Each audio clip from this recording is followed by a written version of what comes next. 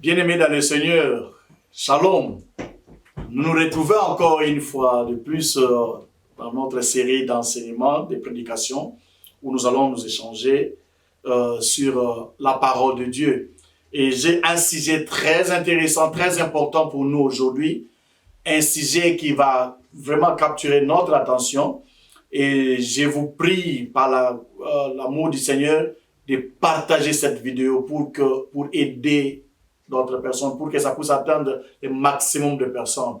Bien-aimés, voici ce que nous devons partager. C'est la parole de Dieu. Si toi tu me suis, va dans le rubrique de partage, partage la vidéo.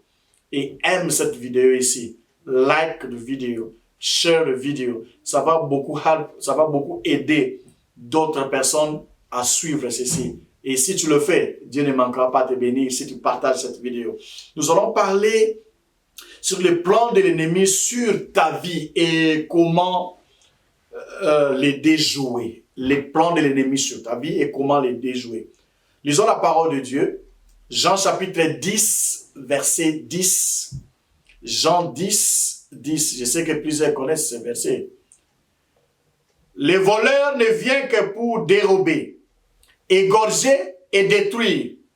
Moi, je suis venu afin que les brebis aient la vie et qu'elle l'ait en abondance. Amen. Alléluia. Le voleur qui est Satan ne vient dans ta vie et dans notre vie, dans nos vies à nous. Elle a la mission de ces trois choses. Satan vient faire ces trois choses dans la vie d'un homme. Cherche à faire ces trois choses dans la vie d'un homme. Toi qui me suis, même moi, tous ceux qui vivent sur la terre, Satan a trois choses qu'il cherche à faire.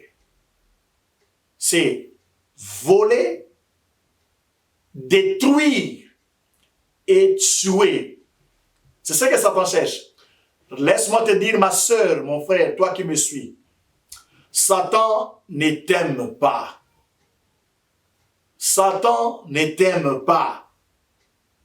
Satan ne nous aime pas. Il peut faire semblant de te montrer qu'il t'aime, mais il ne t'aime pas. Il n'a jamais aimé. Parce qu'il n'a pas même l'amour en lui. Vous savez, c'est comme quelqu'un qui est en train d'élever sa chèvre. Ce n'est pas qu'il a l'amour de cette chèvre-là. C'est comme quelqu'un qui est en train d'élever la poule. Ce n'est pas qu'il a l'amour de la poule. Mais c'est plutôt, il a un plan pour cette chèvre-là de les tuer à un moment opportun. De tuer la vache au moment opportun. De tuer la poule au moment opportun. Voilà ce que Satan fait. Et voilà, nous amenons la chèvre brouter les herbes. Nous amenons la nourriture aux poules pour qu'elles puissent manger. Nous amenons les herbes aux vaches pour qu'ils puissent brouter. Et c'est pour qu'ils puissent avoir des vitamines, qu'ils puissent avoir un peu la force, la viande, pour qu'elles puissent les manger bien. Ce n'est pas parce que nous l'aimons, nous les aimons voir à bonne santé, nous les aimons voir qu'ils ont beaucoup de viande et puis ils décorent la maison bien, la ferme. Non, c'est parce que nous avons un plan pour la vie des chèvres. Nous avons un plan pour la vie de la poule. Nous avons un plan pour la vie des bêtes que nous sommes en train d'élever. Notre plan, c'est pour les manger un jour. C'est pour les égorger, les détruire un jour. Voilà. Voilà pour la raison pour laquelle nous élevons. Nous faisons cet élevage, nous élevons les chèvres ou bien les poules et consorts. Ce n'est pas parce que nous les aimons. C'est la même chose avec Satan, le diable. Si tu vois, lorsque tu fais le péché, lorsque tu fais quelque chose de bien, de mal, et qu'il est content de toi, ou bien tu vois, ça continue, tu es en sécurité, ne pense pas que c'est parce que Satan t'aime. Et ça, c'est seulement, il est en train de préparer ta destruction. tu es susceptible, tu es exposé à la destruction. Celui qui vit dans le péché, celui qui vit dans le mal est exposé dans le péché. Et Satan peut lui prendre à n'importe quel moment. Mais si Satan ne peut pas te prendre seulement lorsque toi tu es droit devant Dieu, pas seulement droit, mais lorsque toi tu as Jésus-Christ dans ta vie et tu marches conformément à la parole de Dieu. Mais lorsque tu n'as pas Jésus dans ta vie, lorsque tu es sans Jésus, sache que tu es comme une chèvre à la main des fermiers. Il le lève pour le tuer, pour le vendre les mains. C'est comme ça que nous sommes devant Satan, le diable, si nous n'avons pas Jésus. Tu as intérêt d'avoir Jésus. Tu as intérêt de garder Jésus dans ta vie. Tu as intérêt de rester en Jésus-Christ, car c'est en lui que nous sommes gardés. La Bible dit dans le livre de Colossiens, chapitre 3, verset 3, il dit, notre vie est cachée avec Jésus en Dieu. Ta vie est cachée avec Jésus en Dieu. Donc, si l'ennemi peut t'avoir, il va d'abord tuer Jésus. Il va d'abord terminer avec Jésus. Alléluia. Bien-aimé, tu es une personne heureuse si tu as Jésus dans ta vie. If you have Jesus in your life, you are a happy person. Happy person, like I said. Si tu as Jésus dans ta vie. Si tu n'as pas Jésus, tu es le proie de l'ennemi. Tu es la chèvre de l'ennemi. Et lorsque l'ennemi vient, il cherche pour faire trois choses dans ta vie. Tuer ta vie. Et la mort ici est bien spirituelle et physique. Spirituellement déjà sans Jésus, spirituellement avec la présence de Satan dans ta vie, tu es déjà tué. Et physiquement, Satan te tuera à tout moment qu'il veut. S'il veut que non, il dit que non, je suis prêt maintenant et tu l'as servi et il s'est servi de toi sur tout ce qu'il vous avait, il va maintenant t'éliminer. De deux, il vient pour détruire la destruction des joies dans ta vie, la destruction des paix dans ta famille, la destruction de paix dans ta communauté. C'est l'œuvre de Satan. Satan n'aime pas que tu sois dans la paix. Satan n'aime pas que tu sois dans la joie. Il vient détruire cela. Il vient détruire que tu sois dans tu puisses avoir des maladies. Tu ne puisses pas avoir la paix en toi. L'œuvre de Satan, c'est détruire ta vie. Il a plusieurs manières de faire pour détruire ta vie. Satan ne t'aime pas et ne nous aime pas. Et Satan vient pour voler. Voler ce que nous avons. Voler la bénédiction de Dieu en nous. Voler la paix de Dieu dans notre vie. Voler la joie de Dieu dans notre vie. Et voler cela, c'est ce que Satan, il n'aime pas que nous puissions être dans la paix. Il n'aime pas que nous puissions avoir la joie. Il aime que nous puissions être dans le stress. Il aime que nous puissions être dans la dépression. Il aime que nous puissions être dans des problèmes, dans des soucis. C'est ça que l'ennemi cherche. Il n'aime pas que nous puissions avoir la paix. Satan ne nous aime pas. Il ne nous a jamais aimés. Jamais. Il nous aime jamais. Mais il est important de savoir maintenant qu'est-ce que l'ennemi, les stratégies du diable pour t'avoir, pour réaliser ces trois choses-là, voler, détruire, égorger dans ta vie, pour que tu puisses devenir sa chèvre, tu puisses devenir sa poule. Hein? Quelle est la stratégie que ça t'amène? Je vais partager avec au moins 10 stratégies que l'ennemi utilise pour nous avoir. La première stratégie, il va mettre en toi un désir de solitude. C'est-à-dire, tu vas commencer à sentir que je veux être seul. Si tu commences à sentir ça, que je vais être seul, la solitude là dans ta vie, c'est l'un des signes de l'ennemi Satan, que l'ennemi Satan a besoin de t'avoir. Parce que si tu es avec les autres, et tu vas écouter les conseils, tu vas écouter la prédication, tu vas écouter les témoignages des autres, et tu vas toujours te maintenir. Mais Satan cherchera à t'isoler. Que tu puisses avoir ces sentiments-là, toi, que non, je ne vais plus rester seul. Je ne vais plus rester seul. Je n'aime plus rester avec les gens. Je n'aime plus rester avec la communauté. Je n'aime plus rester dans la famille. J'aime plus rester dans mon coin. Rester dans ma chambre. M'enfermer dans ma chambre. Ça, c'est Satan. Première stratégie que Satan fait, que tu puisses rester seul dans la chambre. Rester seul dans ta salle. Rester seul dans ton coin.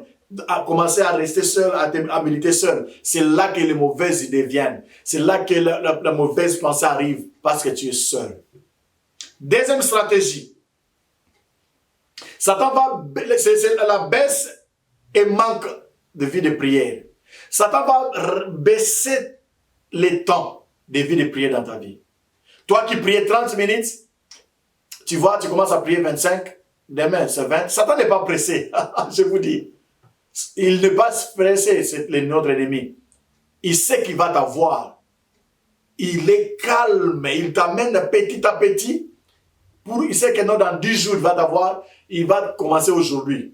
Tu as 30 minutes, demain tu auras 25 minutes, après 30, après 20, 15, jusqu'à ce que tu vas devenir 5, 2. Aujourd'hui, je ne prie pas, j'ai beaucoup prié, je vais seulement prier demain.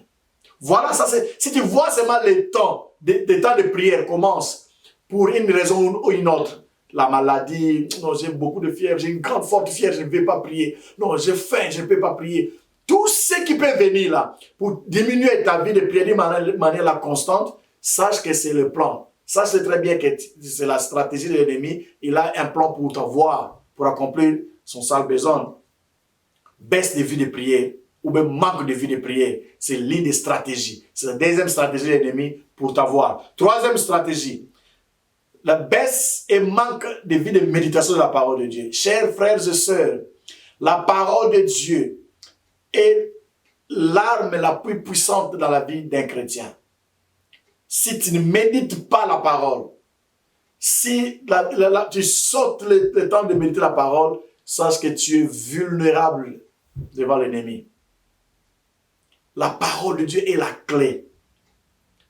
C'est comme j'avais dit aussi la prière. La prière, il y a la parole. Les deux choses ne peuvent pas manquer. Ça doit constituer ta vie pour que l'ennemi ne puisse pas t'avoir. La Bible dit que veillez et priez pour que vous ne puissiez pas tomber dans la tentation. Veillez, priez. Et je parle un peu vite, parce que nous avons quelques minutes. Nous aurons le temps de prendre l'une après l'autre des stratégies et développer cela en des enseignements spécifiques. Quatrième stratégie de l'ennemi, c'est la distraction. Il va t'amener la distraction. Tu vois quelqu'un avec le téléphone, il passe beaucoup plus de temps au téléphone. Le téléphone fait aujourd'hui, l'ennemi utilise ça souvent maintenant pour nous distraire. Tu peux rester sur YouTube, tu commences à A pour aller à Z. Tu regardes cette émission, tu termines à l'autre. D'autres, c'est l'émission politique. Tu montes ici, tu repars là-bas, tu rentres ici. La distraction. D'autres, ce sont des théâtres. Il peut regarder des théâtres de télévision, dans des iPads, dans des YouTube. C'est tout son temps, théâtre et des théâtres. Distraction. Distraction, se mettre avec des gens en train de parler seulement de futilités. Des choses qui n'édifient même pas. Distraction. Satan va amener la distraction dans ta vie. Quelque chose qui va capturer la plupart de ton temps et tu oublies même le temps de prier. Tu donnes un peu de temps de méditation, un peu de temps de faire des choses de Dieu.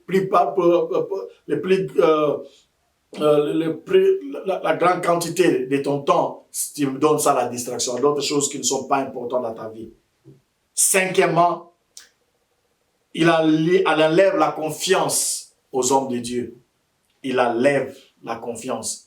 La Bible dit dans le livre de 2 Chroniques 20, lorsque nous confions à lui, nous serons affermis. Mais à ses serviteurs, nous allons réussir. Ce n'est pas pour rien que Dieu a dit cela. C'est Dieu qui dit cela.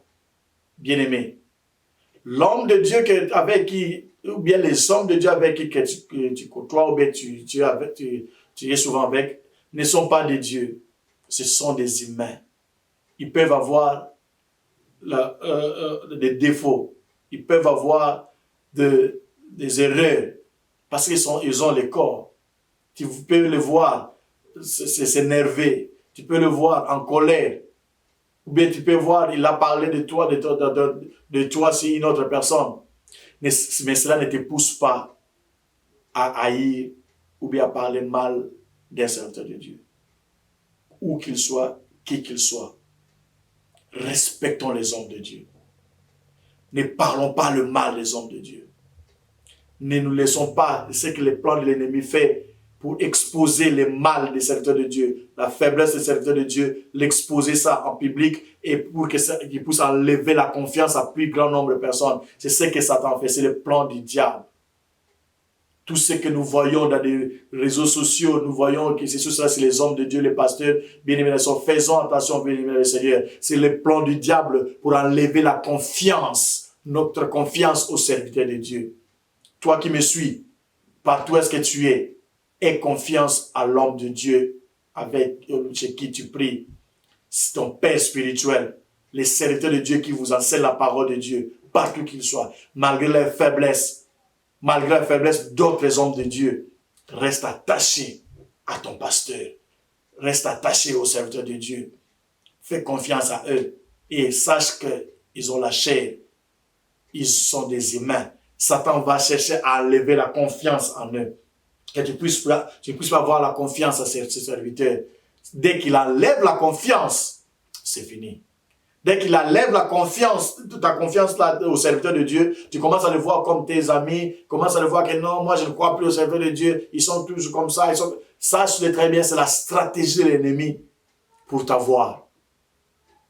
Un chrétien, un véritable chrétien, un homme de Dieu, un chrétien, un enfant de Dieu, doit apprendre à se confier aux serviteurs de Dieu, aux hommes de Dieu, tout en sachant que les serviteurs de Dieu là ont la chair. Ils sont des faillibles. Des personnes qui peuvent faillir. Si tu n'as pas ça dans la tête, tu seras déçu. Tu seras déçu.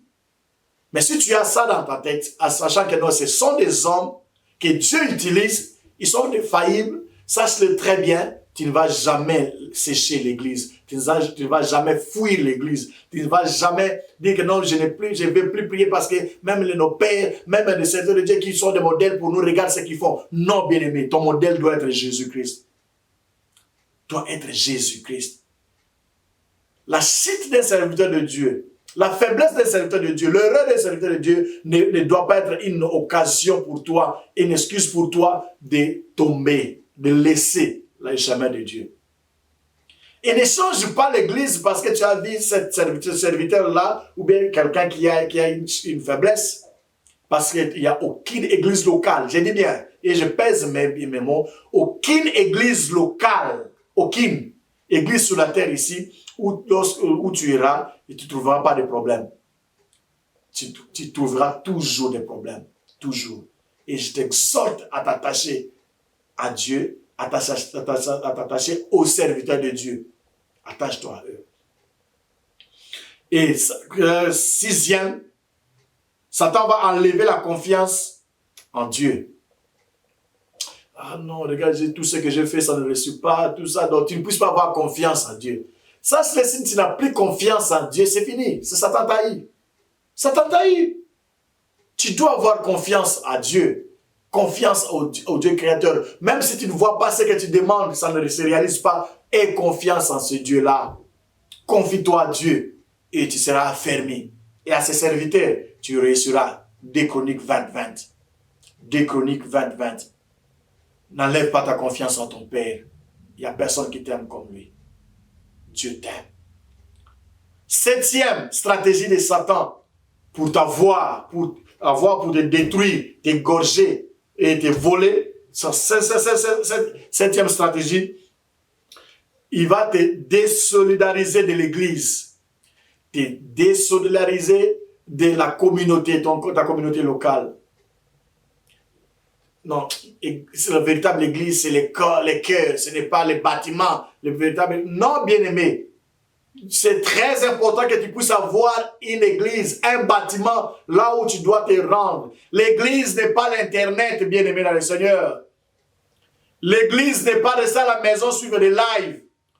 Va faire le fellowship, va faire la communion avec les autres. La Bible nous dit dans le livre des Actes qu'ils vivaient ensemble dans la communion fraternelle, la réfraction de pain. C'est en vivant ainsi que l'Éternel ajoutait les gens, que l'Éternel les bénissait, ils étaient devenus forts.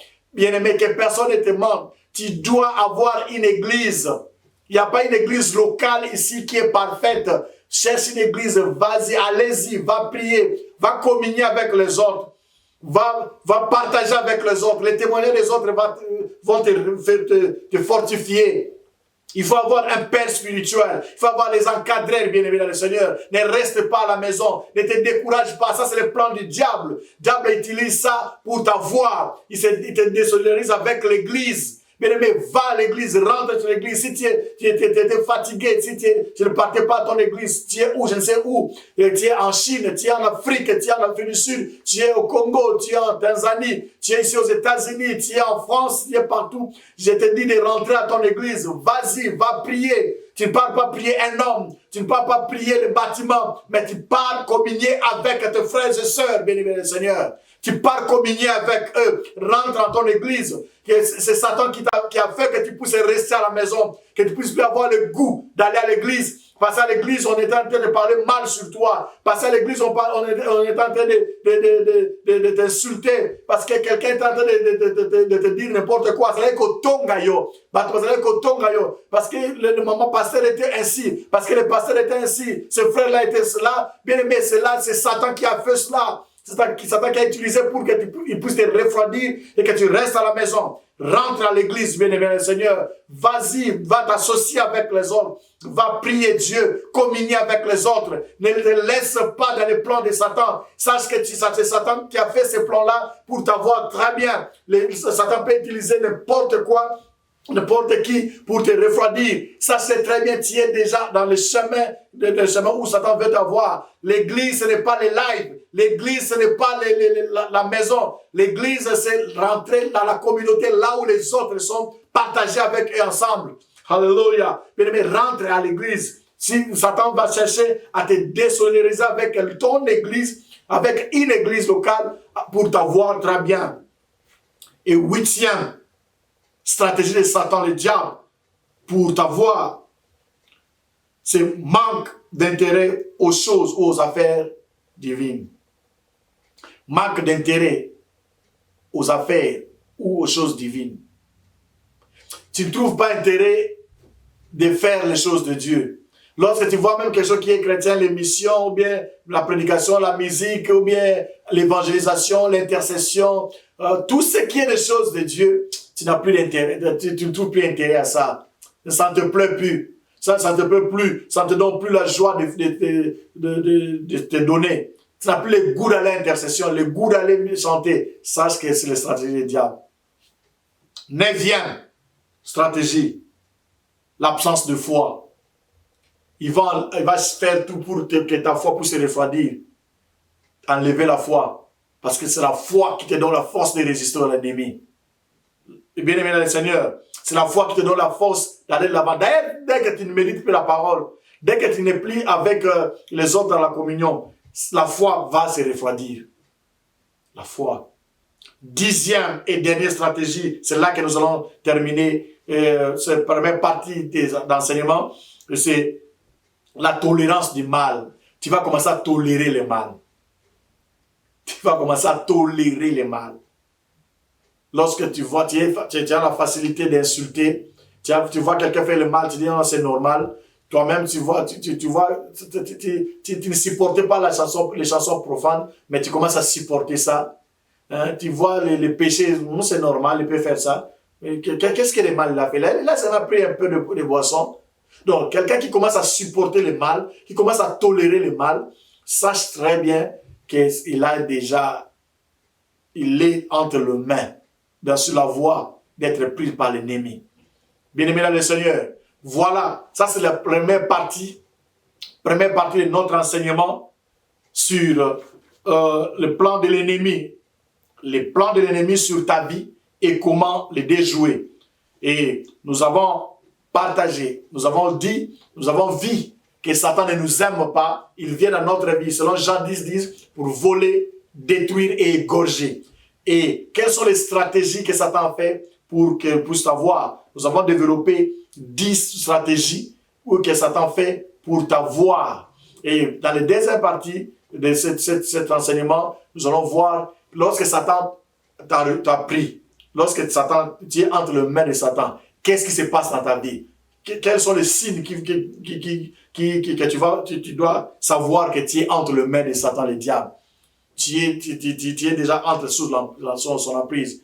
Je vais développer ça dans quelques minutes ici, et dans notre prochaine vidéo. Nous allons voir notre deuxième partie.